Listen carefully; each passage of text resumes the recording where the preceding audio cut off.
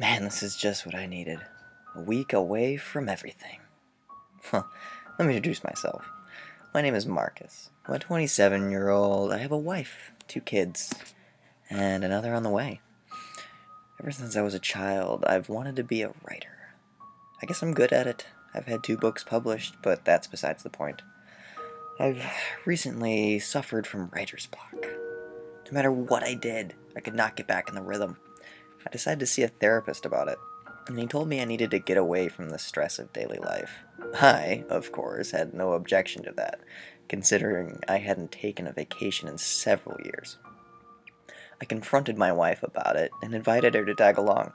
The kids could stay at her parents' home. It would be a romantic weekend for the 2 of us.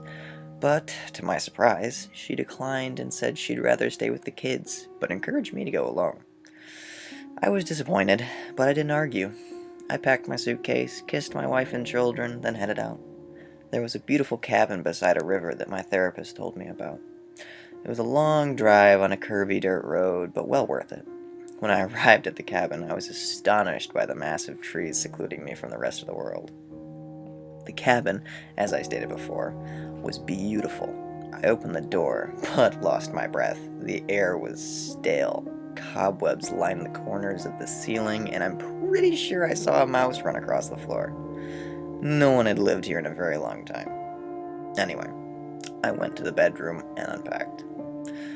It was starting to get dark, so I decided to go to bed and further inspect the area in the morning. As I undressed, I heard a sound coming from outside. It sounded like someone rustling through a patch of dead leaves. I opened the window to see if anyone was outside. Nothing. I was about to close it, but I noticed a peculiar sight. An owl sitting on a branch, looking at me. It was a bright white color with pitch black eyes, and it was staring right at me. I slammed the window shut. The noise made the owl fly away. I laid down in my bed and fell asleep.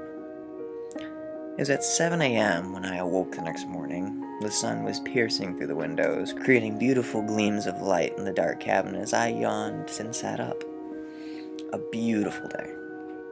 I wondered what I should do. Maybe I should try and work on my book. Nah, I'll go swim in the river. A brilliant idea. I put on my bathing suit and went outside. It was surprisingly chilly for the middle of summer, though. When I reached the river, I stuck one foot in, but yanked it out. The water was ice cold, much too cold to swim in. On my way back to the cabin, I saw the owl from last night. Weird, I thought. They only came out at night. It was watching me as I walked back. "Get out of here!" I yelled as I threw up my arms. The owl didn't budge. I shivered a little and went inside. What a strange encounter. I went to get my camera to take a picture of the owl, but when I returned, it was nowhere to be found. I took the rest of the day to take pictures of my surroundings. My wife was a photographer, so I thought she'd like the photos. I got some pretty good ones, too. One of a bright red centipede crawling across a root, even a fox chasing a rabbit. I'm really proud of that one. Night came, so I retreated to the cabin to sleep. When I went into the bedroom, I felt something, like someone was staring at me. I looked around the entire room, the whole cabin. It was really bothering me. I couldn't find anything, so I decided to shake it off. I went back to the bedroom and fell asleep. I didn't normally have dreams, but that night I did. There were 2 black eyes staring at me from the foot of the bed. I tried to kick, but I couldn't move. Something had me pinned down. The eyes began to move closer. "No! Go away!" I pleaded. The eyes were close now, revealing an entire face. 2 black eyes with no mouth or any other facial features, just gray skin and those damn eyes. I woke up and fell out of bed. I felt the stare on me.